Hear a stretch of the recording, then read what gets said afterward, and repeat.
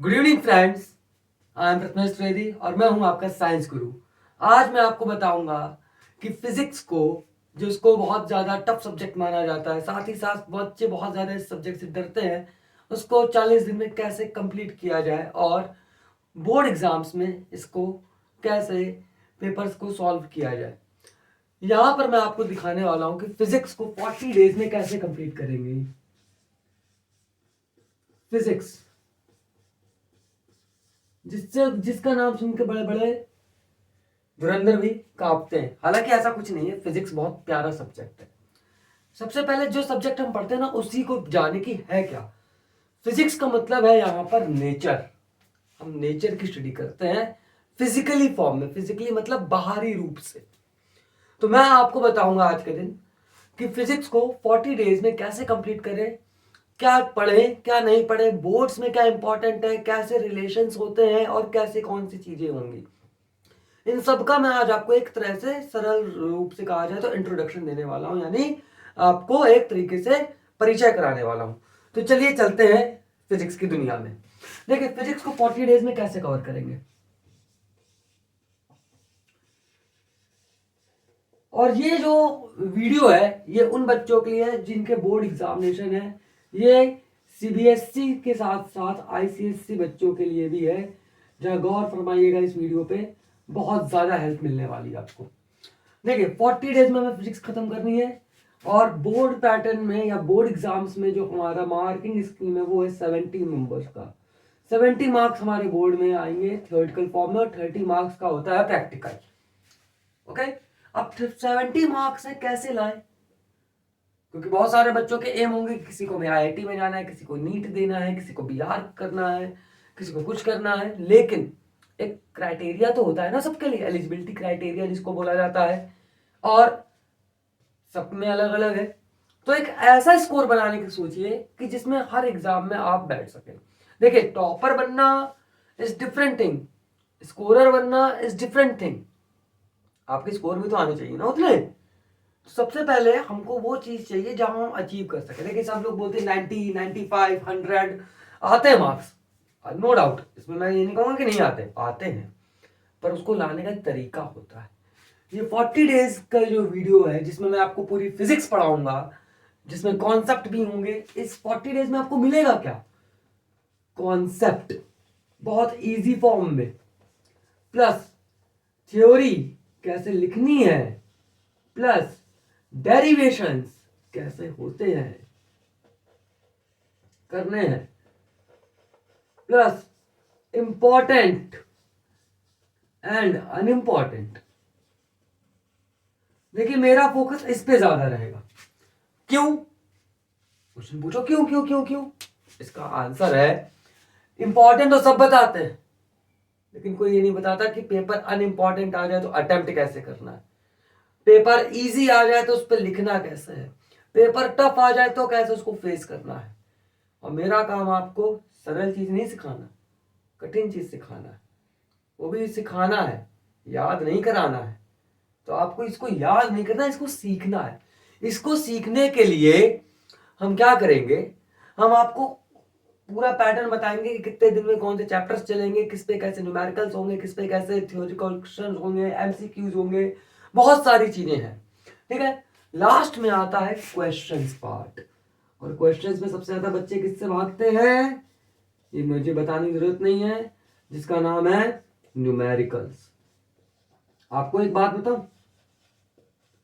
शायद आप मेरी बात सुन के हंसोगे भी, लेकिन बहुत फैक्चुअल बात है ये। फिजिक्स के न्यूमेरिकल सबसे ज्यादा इजी होते हैं।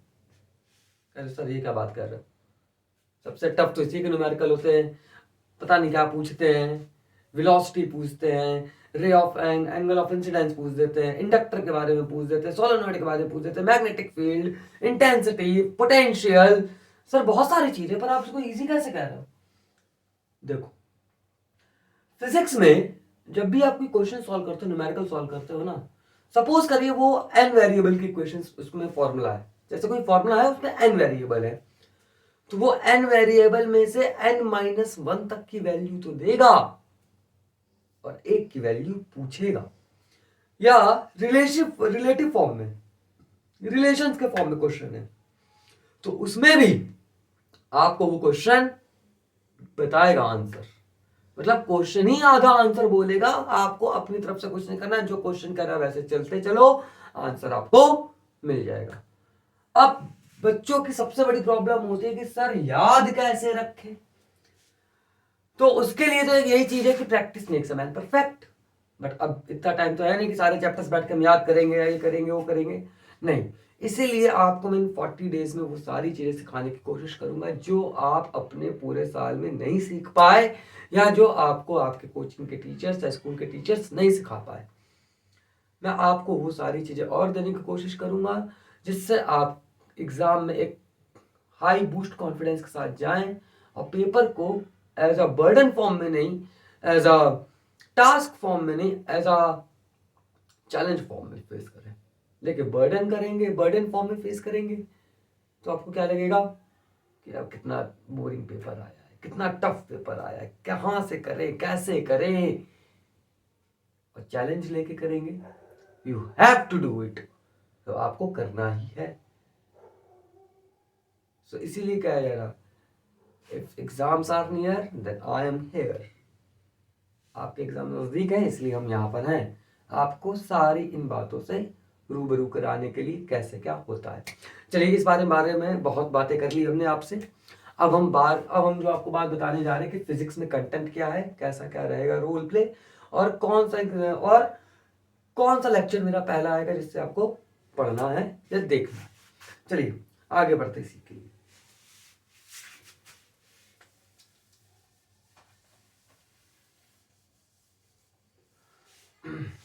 देखिए फिजिक्स में अगर यूनिट की बात की जाए तो 5 यूनिट में फिजिक्स को डिवाइड किया जाता है। पहली है इलेक्ट्रोस्टैटिक्स,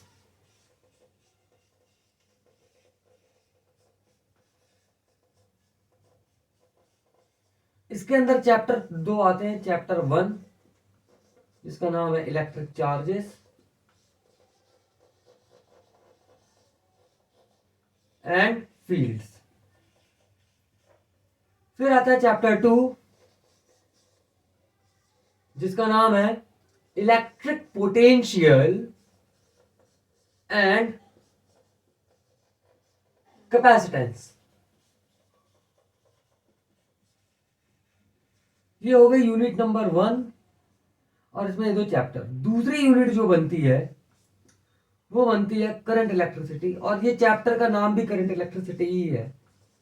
वैसे तो कोई कोई टीचर्स या कोई कोई लोग इसको इलेक्ट्रोडायनामिक्स भी कहते हैं। क्या बोलते हैं?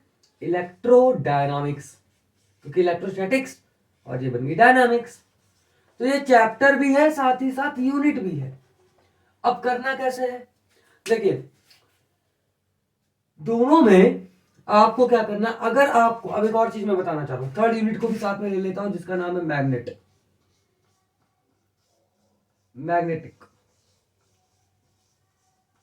इसको मैं मैग्नेट जानबूझ के कहता हूं क्योंकि इसके अंदर जो पहला चैप्टर आता है, जो चैप्टर 4 बनता है, उसका नाम है magnetic effect of electric current.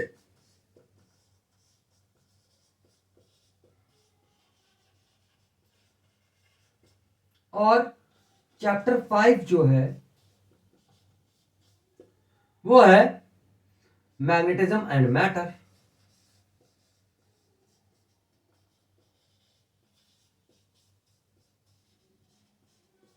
तो मेरे प्यारे बच्चों, आपको जो मैं अब चीज बताने वाला हूं उसको बहुत ध्यान से सुनिएगा।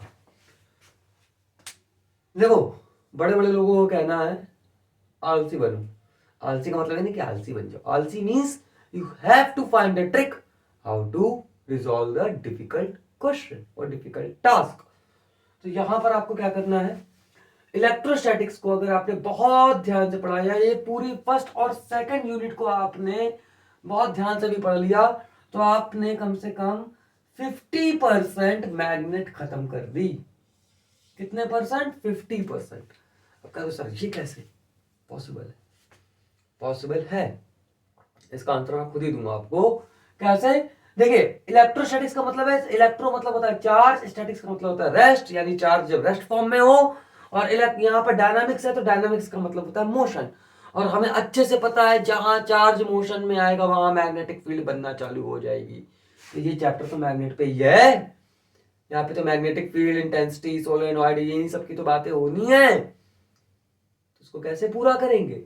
इसको पूरा करने का ये तरीका है कि आप यहाँ पर कॉन्सेप्ट को अगर बहुत ध्यान से समझ गए और यहीं पर कॉन्सेप्ट वहां आके टर्मिनोलॉजी चेंज करता है। जैसे एग्जांपल मैं बता दूं, electric field. Sir electric field होती है, कोई चार्ज पार्टिकल के अराउंड जितनी भी सराउंडिंग होती है, अगर उसमें बाहर से कोई अनदर चार्ज पार्टिकल आएगा तो क्या under the influence of electrostatic force तो वो रिपेल होगा या अट्रैक्ट होगा, होगा ना। मैं आपको पढ़ा नहीं रहा हूं, पर मैं अभी आपको इंट्रोडक्शन में बता रहा हूं। तो यहीं पर जो इलेक्ट्रिक फील्ड बनी थी वो मैग्नेट में आके कौन सी फील्ड बन जाएगी? Magnetic field. Concept clear, terminology change, खत्म। तो मैं आपको यही ट्रिक्स देने वाला हूं कि कैसे रिलेशन लगाएं, कैसे चैप्टर्स पढ़ें, रिलेशंस कैसे बनेंगे, बहुत ही इजी पैटर्न में। अगर आपने ये 2 चैप्टर्स बहुत अच्छे से कर लिया तो आप 50% के हकदार इसके बन गए। 50% तो इसके भी कुछ अलग अलग टर्मिनोलॉजी होंगी, वो भी साथ में ले लेंगे, तो कंप्लीट होगी आपकी 3 यूनिट। इजी है कि नहीं है? तो इसीलिए मैं कह रहा हूं मेरी रोज अब वीडियोस आपको 40 डेज तक ध्यान से देखनी है। आपको सारे कॉन्सेप्ट पता चलेंगे, सारे न्यूमेरिकल्स पता चलेंगे, सारे डेरिवेशंस, थ्योरीज सब पता चलेंगी आपको। और ये मैं आपको इसलिए नहीं बता रहा हूं कि 40 डेज बची है और मैं आपको घुट्टी पिला रहा हूं। घुट्टी ना ना ना ना ना ना, घुट्टी नहीं है ये वो चीज है, ये वो मंत्र आप कह लो जिससे आपको फिजिक्स 100 में 80 तो % समझ में आ जाएगी। मैं 100 की गारंटी नहीं ले सकता, 100 की गारंटी कोई नहीं लेता है, मैं भी नहीं लूंगा। इसका रीजन है बिकॉज हम भगवान नहीं है, हम इंसान हैं। खैर वो बात की बात है। तो मैंने आपको क्या बताया कि ये 2 यूनिट अगर आपने अच्छे से कर ली तो ये 50% खत्म हो जाएगी। ठीक है, अब मैं आपको एक और चीज बताता हूं और कैसे पढ़ना होता है, इसको ध्यान से नोट करते चलिएगा। अब इसके बाद आता है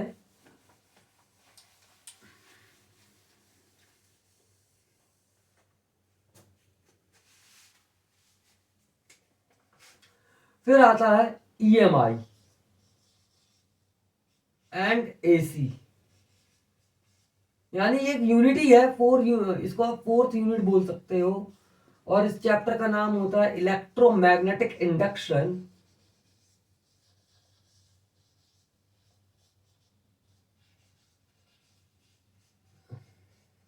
एंड ऑल्टरनेटिंग करंट।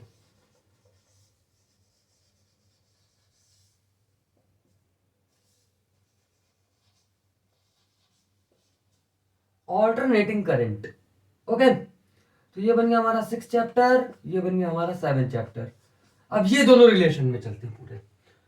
अगर AC को समझना है तो EMI आना बहुत जरूरी है। हाँ, यहां पर फर्स्ट, सेकंड और थर्ड चैप्टर का भी रोल है, C और R यानी कैपेसिटेंस और रेजिस्टेंस। बट मेन मोटो किसका है? इसका EMI का, सॉलिड, जिसमें एक नया आप वर्ड सीखने वाले हो, इंडक्टर, इंडक्टेंस।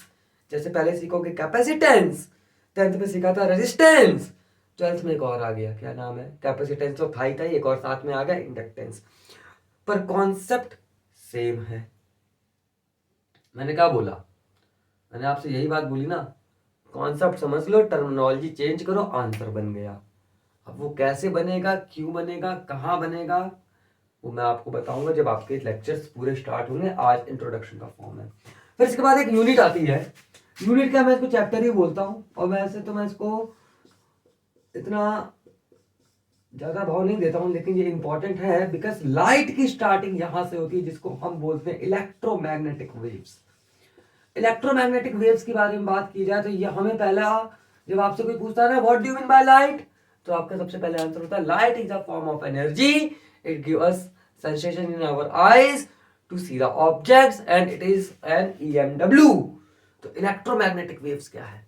जैसे साउंड की वेव्स होती है, साउंड वेव्स मैकेनिकल वेव्स होती है, वैसे ही ये नॉन मैकेनिकल वेव्स का एग्जांपल है, ये ट्रांसवर्स वेव्स का एग्जांपल है। पर EMW के बारे में जानेंगे और यहां से आपका लाइट का सफर चालू हो जाता है लाइट, जिसको 12th की भाषा में बोलते हैं ऑप्टिक्स।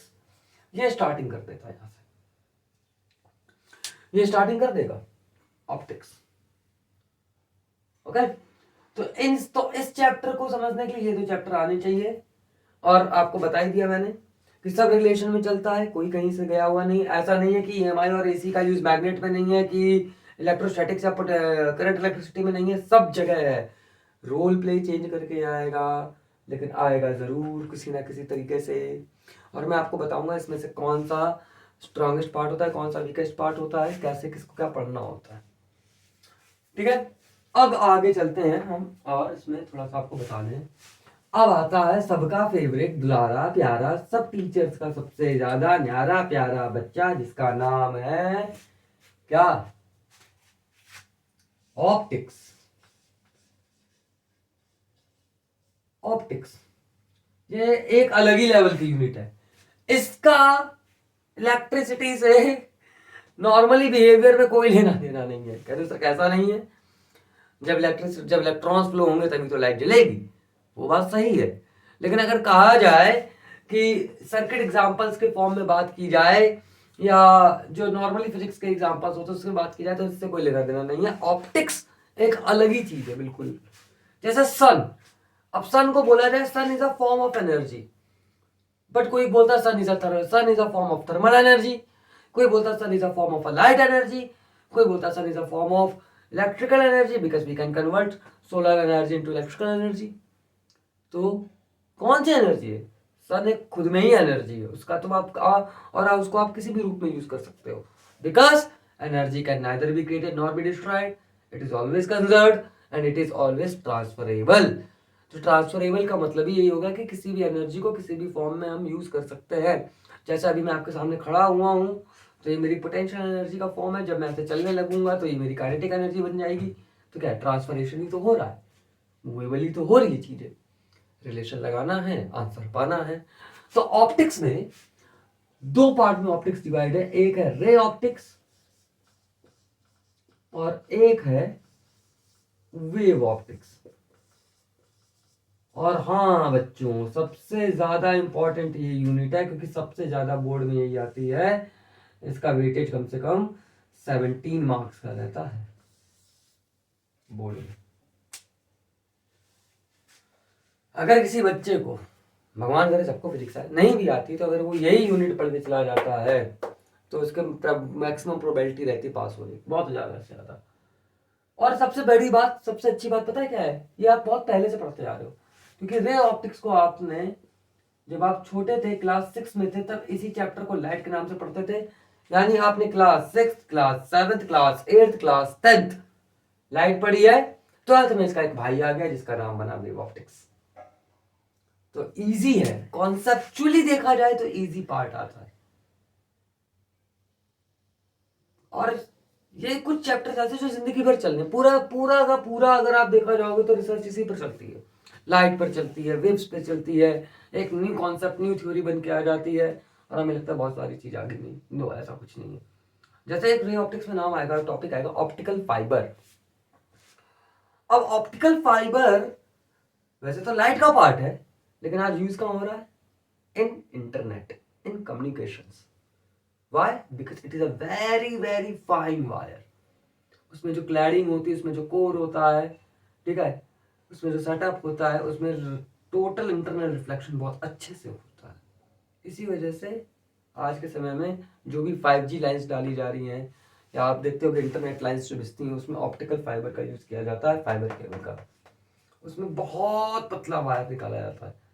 इवन जो मेरे घर में वाईफाई लगा है उसमें भी ऑप्टिकल फाइबर का यूज हुआ है, इसलिए इंपॉर्टेंट है। अब आता है, देखिए रिलेशन कैसे चल रहा है। इलेक्ट्रिसिटी पढ़ी हमने, फिर उसको हमने और दौड़ाया तो करंट इलेक्ट्रिसिटी बनी, फिर और दौड़ाया तो मैग्नेट में आ गया, फिर और देखा तो करंट में कुछ चेंजमेंट आया, फिर वो वेव बन गई, वेव बनने के बाद लाइट बन गई। अब लाइट बनने के बाद वही इसका पार्ट आएगा डुअल नेचर। ये एक यूनिट भी है, साथ ही साथ चैप्टर भी है, डुअल नेचर ऑफ पार्टिकल।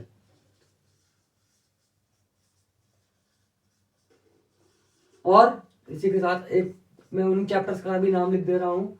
ये मॉडर्न फिजिक्स में आता है, atoms and nuclei. In unit को बोला जाता है मॉडर्न फिजिक्स।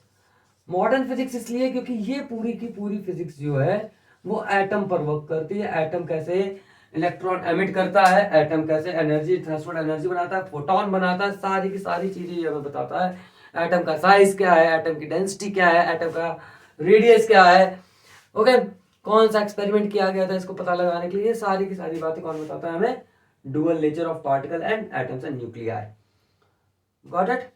तो अब देखो इसको पढ़ने का तरीका, अगर किसी ने 11th का केमिस्ट्री का पार्ट में, केमिस्ट्री में एक चैप्टर आता है स्ट्रक्चर ऑफ एटम। कौन सा चैप्टर आता है, स्ट्रक्चर ऑफ एटम। अगर उसने इस चैप्टर को बहुत अच्छे से पढ़ा होगा तो आप मान के चलो कि उसने 70% डुअल नेचर पढ़ के रखा हुआ है। 70% डुअल नेचर तो उसने वही पढ़ लिया। 30% क्यों कह रहा हूं मैं यहाँ पे 30%, बिकॉज यहां पर वो चीज बताई जाएंगी जो इसमें नहीं बताई गई, लेकिन कॉन्सेप्ट तो यहीं से लिया गया, इसलिए 30% आपको 12th में पढ़नी होती है अगर आप थोड़ा ध्यान से पढ़ो तो। अगर नहीं पढ़े कोई बात नहीं, हम बैठे हैं, हम आपको 40 दिन में ये सारी ट्रिक्स सिखाने की कोशिश करेंगे।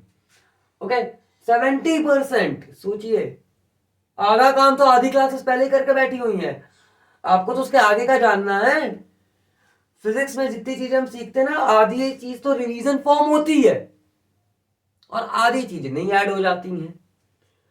तो उस नई चीजों को याद रखने के लिए पहले पुराना आना जरूरी है, इसलिए तो पुराने से पढ़ाना चालू किया जाता है। आपने बुक में देखा होगा कहीं कहीं लिखा रहता है in class this, in class this you have learn that. तो इसका मतलब क्या है कि आप ये पहले पढ़ चुके हो। Got it. इसलिए अब लास्ट में आता है सेमीकंडक्टर। ये एक नया टॉपिक है आपके लिए, पूरा का पूरा नया टॉपिक, क्योंकि आपने बस इसका नाम सुना है। ये होता क्या है ये आपको अभी भी नहीं पता है। ये क्या होता है, कैसे काम करता है, कैसे यूज होता है डेली लाइफ में, बस इतना पता है सेमीकंडक्टर। और अभी पता ही होगा आपको चाइना ताइवान में डिशुम डिशुम चल रही है, क्योंकि चाइना कह रहा ताइवान मेरा है, ताइवान कहता है हम अलग है। और ताइवान के पीछे इसलिए लड़ाई हो रही क्योंकि Taiwan is the biggest market of this semiconductor. इसलिए हमारे चाहे कार हो, मोबाइल्स हो, लैपटॉप हो, डेस्कटॉप हो, टीवी हो, कुछ भी चीज हो जहां सेमीकंडक्टर का यूज आएगा वहां पर ताइवान जरूरी है। यानी ये चैप्टर बहुत जरूरी है हमारे लिए, डेली लाइफ के लिए। इसलिए खैर ये तो मैंने आपको बताया इंट्रोडक्शन। रिलेशन कैसे बनता है, हालांकि अभी पूरी तरह रिलेशन बताया नहीं आपको, बहुत सारी चीजें मैंने अभी छुपाई हैं। थोड़ी तो क्यूरियोसिटी रखने दो, सस्पेंस तो जरूरी है लाइफ में। अगर सस्पेंस नहीं होगा तो काम करने में मजा कहां से आएगा। तो अब आपको क्या करना है, कल मैं आपका जो पहला लेक्चर, ये मैंने आपको जनरली बताया, अब 40 डेज में कैसे कवर करेंगे तो मैं आपको बता दूं। 40 डेज कल से आपकी क्लासेस चालू होंगी, इसके लिए पर डे में कल से क्लासेस चालू होंगी। और जो पहले यूनिट है जिसका नाम है इलेक्ट्रोस्टैटिक्स, उसका पहला चैप्टर जो है electric charges and field,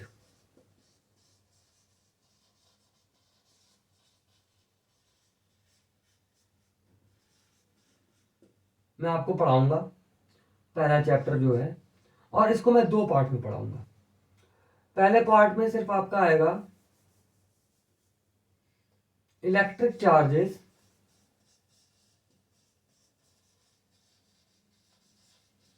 and field, पूरा का पूरा।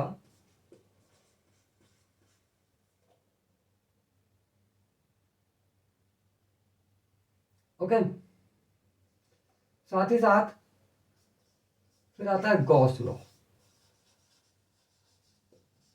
सेकंड पार्ट में बनेगा Gauss law and it's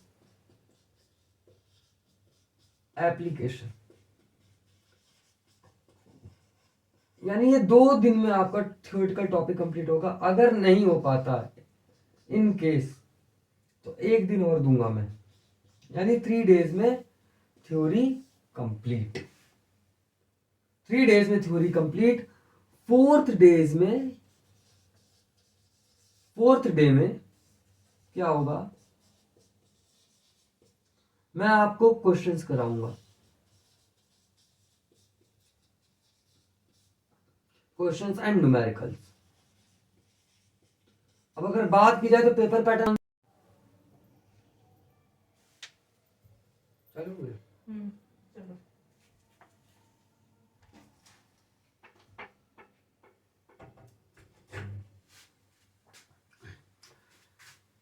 good evening friends, I am Prathamesh Trivedi और मैं हूं आपका साइंस गुरु। आज मैं आपको बताऊंगा कि फिजिक्स को, जो इसको बहुत ज़्यादा टफ सब्जेक्ट माना जाता है, साथ ही साथ बच्चे बहुत ज़्यादा इस सब्जेक्ट से डरते हैं, उसको 40 दिन में कैसे कंप्लीट किया जाए और बोर्ड एग्जाम्स में इसको कैसे पेपर्स को सॉल्व किया जाए। यहाँ पर मैं आपको दिखाने वाला हूँ कि फिजिक्स को 40 डेज में कैसे कंप्लीट करेंगे। फिजिक्स जिसका नाम सुन के बड़े बड़े धुरंधर भी कांपते हैं, हालांकि ऐसा कुछ नहीं है। फिजिक्स बहुत प्यारा सब्जेक्ट है। सबसे पहले जो सब्जेक्ट हम पढ़ते हैं ना, उसी को जाने की है क्या। फिजिक्स का मतलब है यहाँ पर नेचर। हम नेचर की स्टडी करते हैं फिजिकली फॉर्म में। फिजिकली मतलब बाहरी रूप से। तो मैं आपको बताऊंगा आज के दिन कि फिजिक्स को 40 डेज में कैसे कंप्लीट करें, क्या पढ़े क्या नहीं पढ़े, बोर्ड्स में क्या इंपॉर्टेंट है, कैसे रिलेशंस होते हैं और कैसे कौन सी चीजें होंगी। इन सब का मैं आज आपको एक तरह से सरल रूप से कहा जाए तो इंट्रोडक्शन देने वाला हूं, यानी आपको एक तरीके से परिचय कराने वाला हूं। तो चलिए चलते हैं फिजिक्स की दुनिया में। देखिए फिजिक्स को 40 डेज में कैसे कवर करेंगे। और ये जो वीडियो है ये उन बच्चों के लिए है जिनके बोर्ड एग्जामिनेशन है। ये सीबीएसई के साथ साथ आईसीएससी बच्चों के लिए भी है। जरा गौर फरमाइएगा इस वीडियो पे, बहुत ज्यादा हेल्प मिलने वाली है आपको। देखिए 40 डेज में हमें फिजिक्स खत्म करनी है और बोर्ड पैटर्न में या बोर्ड एग्जाम्स में जो हमारा मार्किंग स्कीम है वो है 70 नंबर्स का। 70 मार्क्स हमारे बोर्ड में आएंगे थियोरेटिकल फॉर्म में और 30 मार्क्स का होता है प्रैक्टिकल। ओके, अब 70 मार्क्स है कैसे लाए, क्योंकि बहुत सारे बच्चों के एम होंगे, किसी को आईआईटी में जाना है, किसी को नीट देना है, किसी को बीआर करना है, किसी को कुछ करना है, लेकिन एक क्राइटेरिया तो होता है ना सबके लिए, एलिजिबिलिटी क्राइटेरिया जिसको बोला जाता है, और सब में अलग अलग है। तो एक ऐसा स्कोर बनाने की सोचिए कि जिसमें हर एग्जाम में आप बैठ सके। देखिए टॉपर बनना इज डिफरेंट थिंग, स्कोरर बनना इज डिफरेंट थिंग। आपके स्कोर भी तो आने चाहिए ना उतने। सबसे पहले हमको वो चीज चाहिए जहां हम अचीव कर सके। देखिए सब लोग बोलते हैं 90, 95, 100 आते हैं मार्क्स, नो डाउट, इसमें मैं ये नहीं कहूंगा कि नहीं आते, आते हैं, पर उसको लाने का तरीका होता है। ये 40 डेज का जो वीडियो है जिसमें मैं आपको पूरी फिजिक्स पढ़ाऊंगा, जिसमें कॉन्सेप्ट भी होंगे, इस 40 डेज में आपको मिलेगा क्या, कॉन्सेप्ट बहुत इजी फॉर्म में, प्लस थ्योरी कैसे लिखनी है, प्लस डेरिवेशंस कैसे होते हैं करने हैं, प्लस इंपॉर्टेंट एंड अनइंपॉर्टेंट। देखिए मेरा फोकस इस पे ज्यादा रहेगा। क्यों, क्वेश्चन पूछो क्यों क्यों क्यों क्यों, इसका आंसर है इंपॉर्टेंट तो सब बताते हैं, लेकिन कोई ये नहीं बताता कि पेपर अनइंपॉर्टेंट आ जाए तो अटेम्प्ट कैसे करना है, पेपर इजी आ जाए तो उस पर लिखना कैसे है, पेपर टफ आ जाए तो कैसे उसको फेस करना है। और मेरा काम आपको सरल चीज नहीं सिखाना, कठिन चीज सिखाना है, वो भी सिखाना है, याद नहीं कराना है। तो आपको इसको याद नहीं करना, इसको सीखना है। इसको सीखने के लिए हम क्या करेंगे, हम आपको पूरा पैटर्न बताएंगे कि कितने दिन में कौन से चैप्टर्स चलेंगे, किस पे कैसे न्यूमेरिकल्स होंगे, किस पे कैसे थ्योरेटिकल क्वेश्चंस होंगे, एमसीक्यूज होंगे, बहुत सारी चीजें हैं। ठीक है, लास्ट में आता है क्वेश्चंस पार्ट, और क्वेश्चंस में सबसे ज्यादा बच्चे किससे भागते हैं, ये मुझे बताने की जरूरत नहीं है, जिसका नाम है न्यूमेरिकल्स। आपको एक बात बताऊं, शायद आप मेरी बात सुन के हंसोगे भी, लेकिन बहुत फैक्चुअल बात है ये। फिजिक्स के न्यूमेरिकल सबसे ज्यादा इजी होते हैं। अरे सर ये क्या बात कर रहे हो, सबसे टफ तो इसी के न्यूमेरिकल होते हैं, पता नहीं क्या पूछते हैं, वेलोसिटी पूछते हैं, ray of angle of incidence पूछ देते हैं, इंडक्टर के बारे में पूछ देते हैं, सोलेनॉइड के बारे में पूछ देते हैं, magnetic field, intensity, potential, sir बहुत सारी चीजें, पर आप इसको इजी कैसे कह रहे हो? देखो फिजिक्स में जब भी आप कोई क्वेश्चन सॉल्व करते हो, न्यूमेरिकल सॉल्व करते हो ना, सपोज करिए वो n वेरिएबल की क्वेश्चंस उसमें फॉर्मूला है, जैसे कोई फॉर्मूला है उसमें n वेरिएबल है, तो वो n वेरिएबल में से n-1 तक की वैल्यू तो देगा और एक की वैल्यू पूछेगा, या रिलेटिव फॉर्म में, रिलेशंस के फॉर्म में क्वेश्चन है, तो उसमें भी आपको वो क्वेश्चन बताएगा आंसर, मतलब क्वेश्चन ही आधा आंसर बोलेगा, आपको अपनी तरफ से कुछ नहीं करना, जो क्वेश्चन कर रहा है वैसे चलते चलो, आंसर आपको मिल जाएगा। अब बच्चों की सबसे बड़ी प्रॉब्लम होती है कि सर याद कैसे रखें, तो उसके लिए तो यही चीज है कि practice makes a man perfect. But अब इतना टाइम तो है नहीं कि सारे चैप्टर्स बैठ के हम याद करेंगे, या ये करेंगे वो करेंगे, नहीं, इसीलिए आपको मैं 40 डेज में वो सारी चीजें सिखाने की कोशिश करूंगा जो आप अपने पूरे साल में नहीं सीख पाए, या जो आपको आपके कोचिंग के टीचर्स या स्कूल के टीचर्स नहीं सिखा पाए। मैं आपको वो सारी चीजें और देने की कोशिश करूंगा जिससे आप एग्जाम में एक हाई बूस्ट कॉन्फिडेंस के साथ जाएं और पेपर को एज अ बर्डन फॉर्म में नहीं, एज अ टास्क फॉर्म में नहीं, एज अ चैलेंज फॉर्म में फेस करें। लेकिन बर्डन करेंगे, बर्डन फॉर्म में फेस करेंगे तो आपको क्या लगेगा कि अब कितना बोरिंग पेपर आया है, कितना टफ पेपर आया है, कहां से करें, कैसे करें। और चैलेंज लेके करेंगे, you have to do it, तो आपको करना ही है।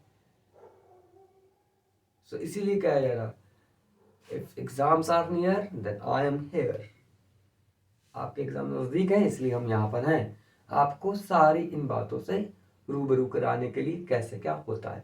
चलिए इस बारे में बहुत बातें कर ली हमने आपसे, अब हम जो आपको बात बताने जा रहे हैं कि फिजिक्स में कंटेंट क्या है, कैसा क्या रहेगा रोल प्ले, और कौन सा लेक्चर मेरा पहला आएगा जिससे आपको पढ़ना है या देखना है। चलिए आगे बढ़ते सीखिए।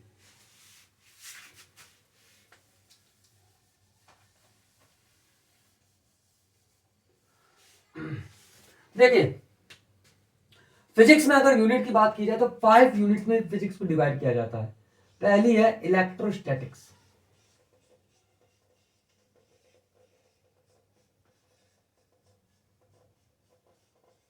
इसके अंदर चैप्टर 2 आते हैं। चैप्टर 1 जिसका नाम है इलेक्ट्रिक चार्जेस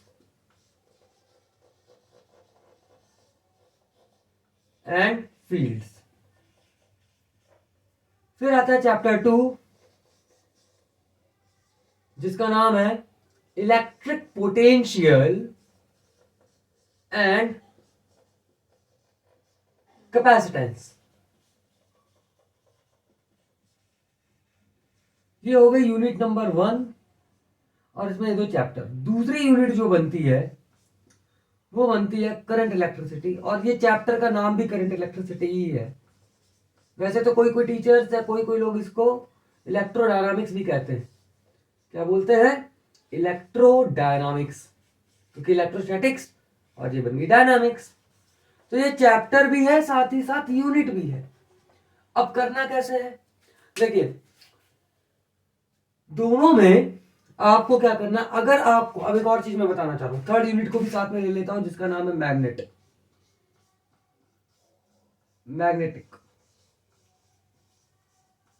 इसको मैं मैग्नेट जानबूझ के कहता हूं क्योंकि इसके अंदर जो पहला चैप्टर आता है, जो चैप्टर 4 बनता है, उसका नाम है magnetic effect of electric current.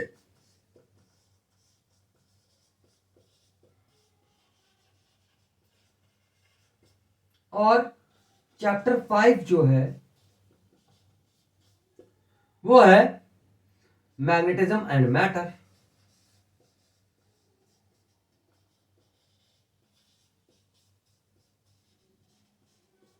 तो मेरे प्यारे बच्चों, आपको जो मैं अब चीज बताने वाला हूं उसको बहुत ध्यान से सुनिएगा। देखो बड़े बड़े लोगों को कहना है आलसी बनो। आलसी का मतलब नहीं कि आलसी बन जाओ, आलसी means you have to find a trick how to resolve the difficult question और डिफिकल्ट टास्क। तो यहां पर आपको क्या करना है, इलेक्ट्रोस्टैटिक्स को अगर आपने बहुत ध्यान से पढ़ा, या ये पूरी फर्स्ट और सेकंड यूनिट को आपने बहुत ध्यान से भी पढ़ लिया, तो आपने कम से कम 50% मैग्नेट खत्म कर दी। कितने परसेंट? 50%। अब कहो सर ये कैसे पॉसिबल है? पॉसिबल है, इसका आंसर मैं खुद ही दूंगा आपको। कैसे? देखिए, इलेक्ट्रोस्टैटिक्स का मतलब है, इलेक्ट्रो मतलब होता है चार्ज, स्टैटिक्स का मतलब होता है रेस्ट, यानी चार्ज जब रेस्ट फॉर्म में हो, और यहाँ पर डायनामिक्स है तो डायनामिक्स का मतलब होता है मोशन। और हमें अच्छे से पता है जहां चार्ज मोशन में आएगा वहां मैग्नेटिक फील्ड बनना चालू हो जाएगी। तो ये चैप्टर तो मैग्नेट पे ही है, यहाँ पे तो मैग्नेटिक फील्ड, इंटेंसिटी, सोलेनॉइड, यही सब की तो बातें होनी है। तो इसको कैसे पूरा करेंगे? इसको पूरा करने का ये तरीका है कि आप यहाँ पर कॉन्सेप्ट को अगर बहुत ध्यान से समझ गए, और यहीं पर कॉन्सेप्ट वहां आके टर्मिनोलॉजी चेंज करता है। जैसे एग्जांपल मैं बता दूं, electric field. Sir electric field होती है कोई चार्ज पार्टिकल के अराउंड, जितनी भी सराउंडिंग होती है, अगर उसमें बाहर से कोई अनदर चार्ज पार्टिकल आएगा तो क्या under the influence of electrostatic force तो वो रिपेल होगा या अट्रैक्ट होगा, होगा ना। मैं आपको पढ़ा नहीं रहा हूं, पर मैं अभी आपको इंट्रोडक्शन में बता रहा हूं। तो यहीं पर जो इलेक्ट्रिक फील्ड बनी थी वो मैग्नेट में आके कौन सी फील्ड बन जाएगी? Magnetic field. Concept clear, terminology change, खत्म। तो मैं आपको यही ट्रिक्स देने वाला हूं कि कैसे रिलेशन लगाएं, कैसे चैप्टर्स पढ़ें, रिलेशंस कैसे बनेंगे, बहुत ही इजी पैटर्न में। अगर आपने ये 2 चैप्टर्स बहुत अच्छे से कर लिया तो आप 50% के हकदार इसके बन गए। 50% तो इसके भी कुछ अलग अलग टर्मिनोलॉजी होंगी, वो भी साथ में ले लेंगे, तो कंप्लीट होगी आपकी 3 यूनिट। इजी है कि नहीं है? तो इसीलिए मैं कह रहा हूं मेरी रोज अब वीडियोस आपको 40 डेज तक ध्यान से देखनी है। आपको सारे कॉन्सेप्ट पता चलेंगे, सारे न्यूमेरिकल्स पता चलेंगे, सारे डेरिवेशंस, थ्योरीज सब पता चलेंगी आपको। और ये मैं आपको इसलिए नहीं बता रहा हूं कि 40 डेज बची है और मैं आपको घुट्टी पिला रहा हूँ। घुट्टी ना ना ना ना ना ना, घुट्टी नहीं है ये वो चीज है, ये वो मंत्र आप कह लो जिससे आपको फिजिक्स 100 में 80 तो % समझ में आ जाएगी। मैं 100 की गारंटी नहीं ले सकता, 100 की गारंटी कोई नहीं लेता है, मैं भी नहीं लूंगा। इसका रीजन है बिकॉज हम भगवान नहीं है, हम इंसान है। खैर वो बात की बात है। तो मैंने आपको क्या बताया कि ये 2 यूनिट अगर आपने अच्छे से कर ली तो ये 50% खत्म हो जाएगी। ठीक है, अब मैं आपको एक और चीज बताता हूं और कैसे पढ़ना होता है, इसको ध्यान से नोट करते चलिएगा। अब इसके बाद आता है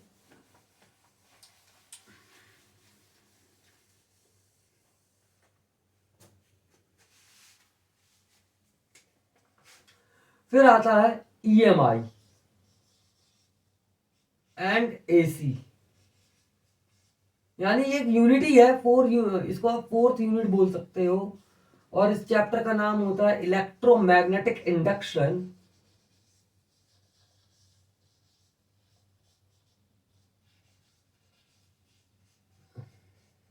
एंड ऑल्टरनेटिंग करंट।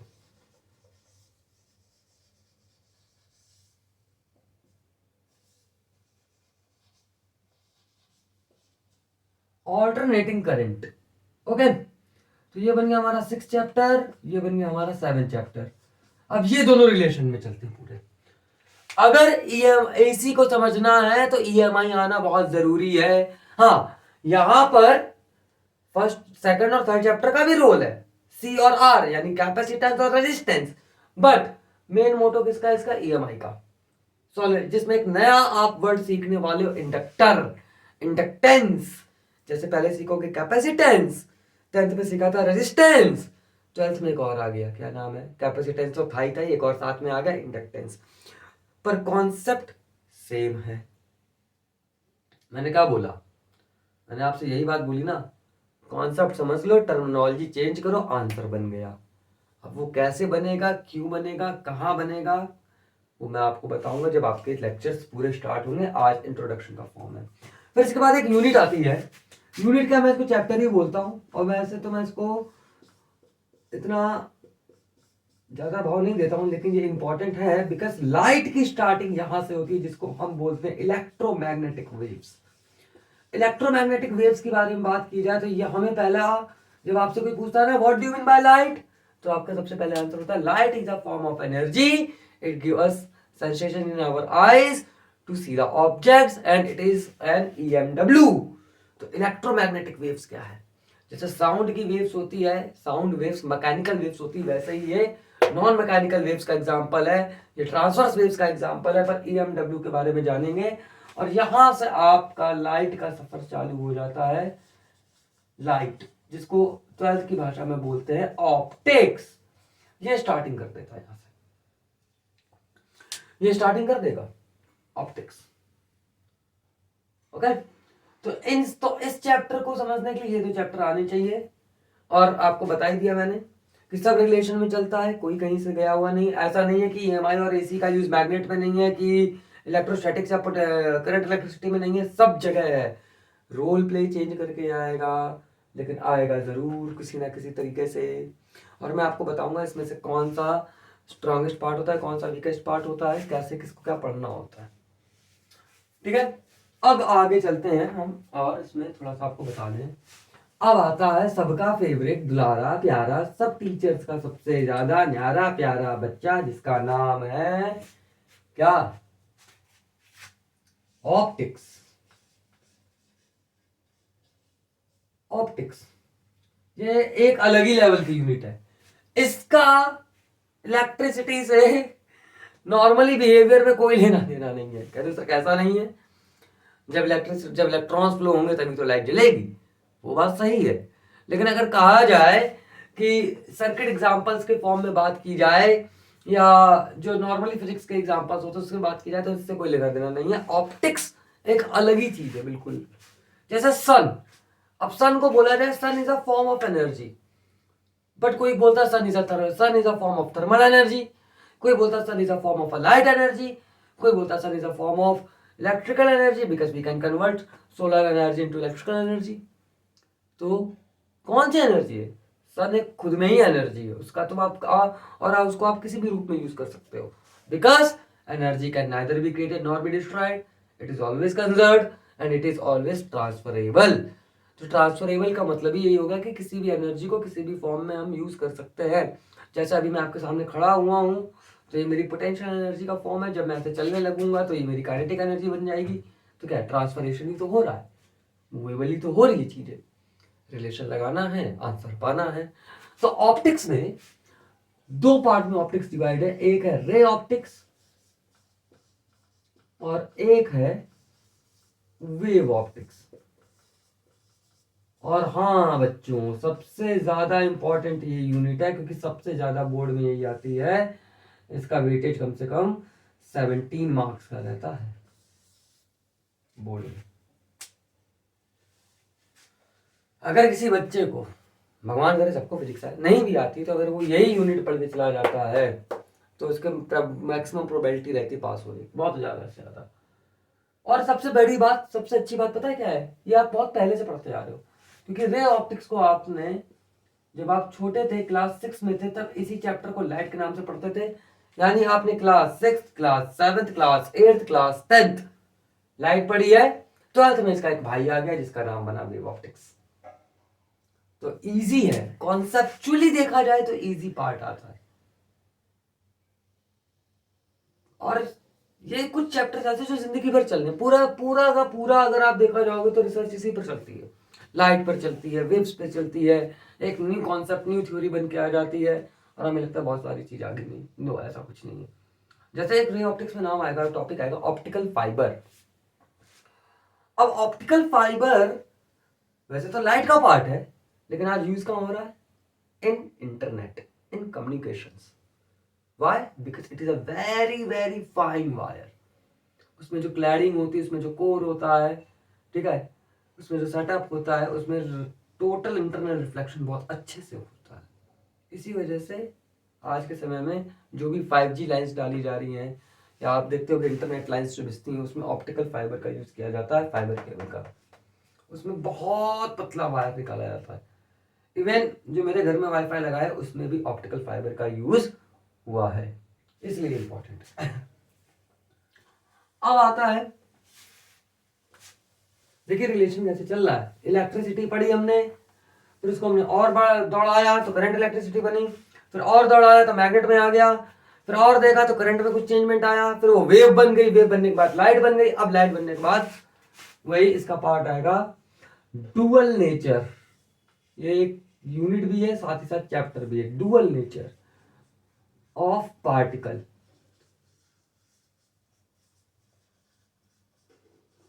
और इसी के साथ एक मैं उन चैप्टर्स का भी नाम लिख दे रहा हूं, ये मॉडर्न फिजिक्स में आता है, atoms and nuclei. In unit को बोला जाता है मॉडर्न फिजिक्स। मॉडर्न फिजिक्स इसलिए क्योंकि ये पूरी की पूरी फिजिक्स जो है वो एटम पर वर्क करती है। एटम कैसे इलेक्ट्रॉन एमिट करता है, एटम कैसे एनर्जी थ्रेशोल्ड एनर्जी बनाता है, फोटोन बनाता है, सारी की सारी चीजें ये हमें बताता है। एटम का साइज क्या है, एटम की डेंसिटी क्या है, एटम का रेडियस क्या है, ओके, कौन सा एक्सपेरिमेंट किया गया था इसको पता लगाने के लिए, सारी की सारी बातें कौन बताता है हमें, dual nature of particle and atoms and nuclei. Got it. तो अब देखो इसको पढ़ने का तरीका, अगर किसी ने 11th का केमिस्ट्री का पार्ट में, केमिस्ट्री में एक चैप्टर आता है स्ट्रक्चर ऑफ एटम। कौन सा चैप्टर आता है, स्ट्रक्चर ऑफ एटम। अगर उसने इस चैप्टर को बहुत अच्छे से पढ़ा होगा तो आप मान के चलो कि उसने 70% डुअल नेचर पढ़ के रखा हुआ है। 70% डुअल नेचर तो उसने वही पढ़ लिया। 30% क्यों कह रहा हूं मैं यहाँ पे 30%, बिकॉज यहां पर वो चीज बताई जाएंगी जो इसमें नहीं बताई गई, लेकिन कॉन्सेप्ट तो यहीं से लिया गया, इसलिए 30% आपको 12th में पढ़नी होती है, अगर आप थोड़ा ध्यान से पढ़ो तो। अगर नहीं पढ़े कोई बात नहीं, हम बैठे हैं, हम आपको 40 दिन में ये सारी ट्रिक्स सिखाने की कोशिश करेंगे। ओके, 70%, सोचिए आधा काम तो आधी क्लासेस पहले ही करके बैठी हुई है, आपको तो उसके आगे का जानना है। फिजिक्स में जितनी चीजें हम सीखते हैं ना, आधी चीज तो रिवीजन फॉर्म होती है और आधी चीजें नहीं ऐड हो जाती हैं। तो उस नई चीजों को याद रखने के लिए पहले पुराना आना जरूरी है, इसलिए तो पुराने से पढ़ाना चालू किया जाता है। आपने बुक में देखा होगा कहीं कहीं लिखा रहता है in class this, in class this you have learn that. तो इसका मतलब क्या है कि आप ये पहले पढ़ चुके हो। Got it. इसलिए अब लास्ट में आता है सेमीकंडक्टर। ये एक नया टॉपिक है आपके लिए, पूरा का पूरा नया टॉपिक, क्योंकि आपने बस इसका नाम सुना है। ये होता क्या है ये आपको अभी भी नहीं पता है। ये क्या होता है, कैसे काम करता है, कैसे यूज होता है डेली लाइफ में, बस इतना पता है सेमीकंडक्टर। और अभी पता ही होगा आपको, चाइना ताइवान में डिशुम डिशुम चल रही है, क्योंकि चाइना कह रहा ताइवान मेरा है, ताइवान कहता है हम अलग है। और ताइवान के पीछे इसलिए लड़ाई हो रही क्योंकि Taiwan is the biggest market of this semiconductor. इसलिए हमारे चाहे कार हो, मोबाइल्स हो, लैपटॉप हो, डेस्कटॉप हो, टीवी हो, कुछ भी चीज हो जहां सेमीकंडक्टर का यूज आएगा वहां पर ताइवान जरूरी है। यानी ये चैप्टर बहुत जरूरी है हमारे लिए, डेली लाइफ के लिए। इसलिए खैर ये तो मैंने आपको बताया इंट्रोडक्शन, रिलेशन कैसे बनता है। हालांकि अभी पूरी तरह रिलेशन बताया नहीं आपको, बहुत सारी चीजें मैंने अभी छुपाई हैं। थोड़ी तो क्यूरियोसिटी रखने दो, सस्पेंस तो जरूरी है लाइफ में। अगर सस्पेंस नहीं होगा तो काम करने में मजा कहां से आएगा। तो अब आपको क्या करना है, कल मैं आपका जो पहला लेक्चर, ये मैंने आपको जनरली बताया, अब 40 डेज में कैसे कवर करेंगे तो मैं आपको बता दूं। 40 डेज कल से आपकी क्लासेस चालू होंगी, इसके लिए पर डे में कल से क्लासेस चालू होंगी। और जो पहले यूनिट है जिसका नाम है इलेक्ट्रोस्टैटिक्स, उसका पहला चैप्टर जो है electric charges and field,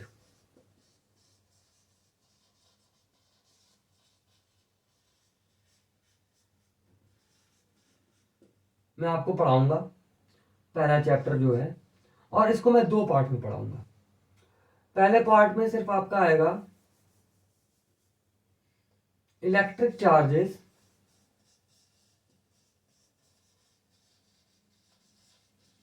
and field, पूरा का पूरा।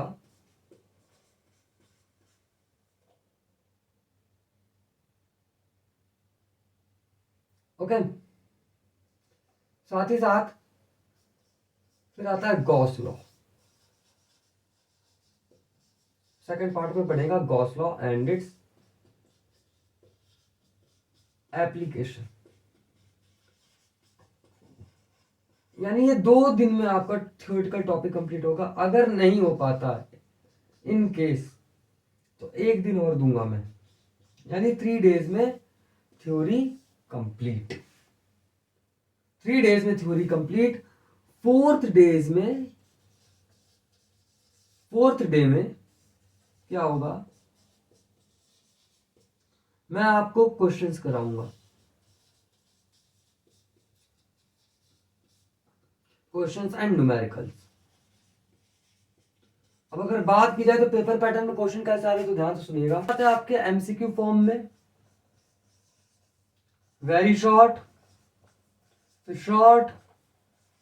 फिर लॉन्ग, फिर केस बेस स्टडी क्वेश्चंस, इन सबकी प्रैक्टिस कराऊंगा। तो ये मैंने आपको बस एक कल का एग्जांपल दे के कल मैं पढ़ाऊंगा क्या आपको। थोड़ा बहुत पढ़ के बैठिएगा, अच्छा आएगा, मजा आएगा। और इसी के साथ साथ मैं आपके सारे लेक्चर्स लेते जाऊंगा, कब कौन सा टॉपिक चालू होगा, कैसे चालू होगा। कल मैं आपको इंट्रोडक्शन भी दूंगा इलेक्ट्रिक चार्जेस का, कौन कौन से टॉपिक आपको पढ़ने, वो पूरा लिखवाऊंगा। उसके बाद आगे चालू करूंगा। ओके, तो आई होप कि आपको ये चीज पूरी समझ में आई होगी। इसी के साथ मैं अपनी भाषा को शांत करता हूँ, यानी वाणी को विराम देता हूँ। और कल हम मिलेंगे इसी टाइम पे, इसी समय पे, हमारी फिजिक्स विद 40 डेज की क्लास में, आपके साइंस गुरु के साथ, यानी प्रथमेश त्रिवेदी के साथ। तब तक लिए all the best for exam. पढ़ाई करते रहिए, ठीक है, ज्यादा मत सोइए, और साथ ही साथ खुश भी रहिए। Bye bye, thank you.